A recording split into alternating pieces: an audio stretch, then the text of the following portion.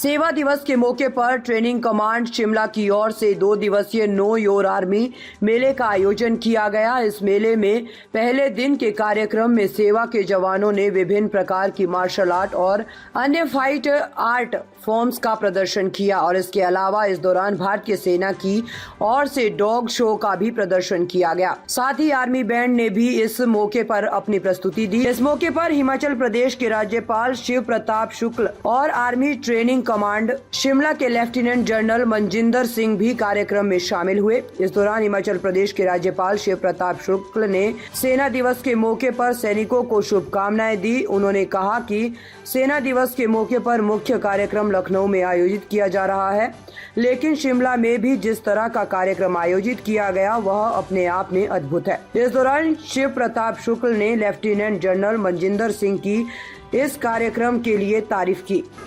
बहुत नॉर्थ के ऊपर और वेस्ट के अंदर हमारे को चुनौती देते रहते हैं और उसी का सामना करने के लिए हमारी इंडियन आर्मी आज अपने मकसद के ऊपर पूरी ट्रेन है, तैयार है और किसी भी मुश्किल का सामना करने के लिए हम हमेशा तैयार रहेंगे। इस इम्पोर्टेंट दिवस के ऊपर हमें सबको प्रण करना है, जो भी आज हम यूनिफॉर्म में हैं, अपने कर्तव्य से कभी पीछे हटेंगे नहीं और अपने देश की सेवा में पूरा हिस्सा करके अपना योगदान अत्यंत रहेंगे। जो पार्टिसिपेंट्स आए हैं यूनियन से, private Madras, 18 Sikh, dog sport और बैंड ग्रुप, उनका तहे दिल से शुक्रिया करना चाहूंगा कि उन्होंने ऑडियंस को इंडियन आर्मी की ट्रेडिशन के बारे में अपना पूरा सही तरीके से दिखाया। अंत में जो बाकी लोग आए हैं, इसके अलावा भी डिस्प्ले स्टॉल्स हैं जिसके अंदर आपको हमारी फौज के बारे में जानकारी दी जाएगी। इसके बाद आपको आप सबका बहुत शुक्रिया अदा करना चाहूँगा कि आज आपने अपना कीमती समय निकाल के जो हमारा आर्मी डे 24 का सेलिब्रेशन में आप लोग हिस्सा लिया है। ये बहुत ही धन्यवाद है आपका। थोड़ी सी हिस्ट्री में जाने की बात करूँगा।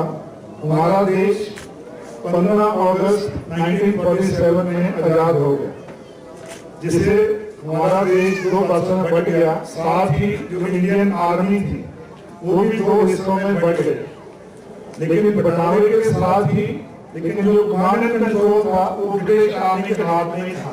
देश आजाद हो गया था लेकिन command and control British army officer करते थे। उसी दौरान अक्टूबर 47 में पाकिस्तान का इरादा हुआ कि हम जबरदस्ती से कश्मीर को हड़प लेंगे और उन्होंने कबायलियों के जरिए कश्मीर के ऊपर हमला बोल दिया। इस पूरा लड़ाई जो कि 26 अक्टूबर 47 से शुरू होकर 1 जनवरी 1949 तक चला। दोनों देशों के बीच में लड़ाई चलता रहा, लेकिन दोनों फौजों की जो कमान थी वो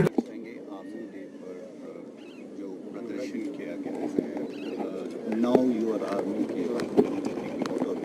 कितना महत्वपूर्ण है लोग जाने इस तरह के कार्य। सबसे पहले तो मैं आर्मी डे पर सभी सैनिकों को बधाई देता हूं, विशेष तौर पर लेफ्टिनेंट जनरल मनजिंदर सिंह जी को, जिन्होंने शिमला में भी इस कार्यक्रम को कराया है। वैसे तो विशेष कार्यक्रम लखनऊ में है जैसा कि इन्होंने बताया है, लेकिन यहाँ पर जो प्रदर्शन हुआ है वह अद्भुत हुआ है। चाहे वो मार्शल आर्ट का हो, चाहे वो डॉग शो का हो, चाहे वो बैंड का हो, तो इसने एक अद्भुत उत्साह भरने का काम सैनिकों में किया है। मैं समझता हूँ कि हम सभी लोग सैनिकों के इस प्रदर्शन को देख करके आश्चर्यचकित हैं और मैं समझता हूँ कि जो मार्शल आर्ट रहा है वह निश्चित ही डोकलाम में भारतीय सैनिकों के विजय का एक कारण रहा है।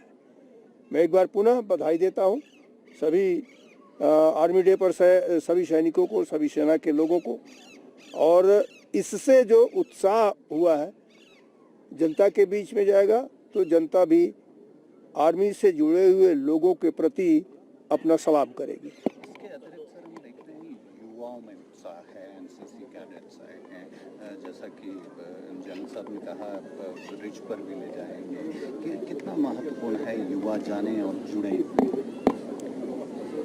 अग्निवीर जो सेना में सम्मिलित किया गया है, मैं समझता हूं कि इस सब प्रदर्शन के बाद उसकी महत्ता को लोग समझ सकेंगे और सेना से जुड़ने का मतलब क्या होगा यह जान सकेंगे। सेना किन किन विपरीत परिस्थितियों में भी देश के लोगों की सेवा करती है इसको जान पाएंगे।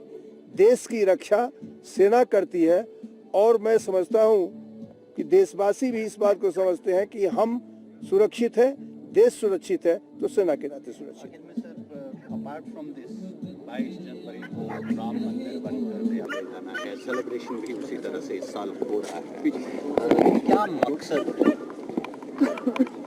आर्मी डे का सेलिब्रेशन तो हमारा एक एनुअल रिचुअल है जो कि हम कर रहे हैं और उसमें जैसे मैंने बताया कि सबसे ज़्यादा ज़रूरी बात है कि अमर शहीद जो हमारे हैं उनको हम याद देते हैं, उनको श्रद्धांजलि देते हैं। उसके बाद उनका जो बलिदान है देश के लिए उसको हम मोटिवेशन के तौर पे लेते हैं और आगे बढ़ के अपने देश की सेवा करने की और हौसला रखते हैं।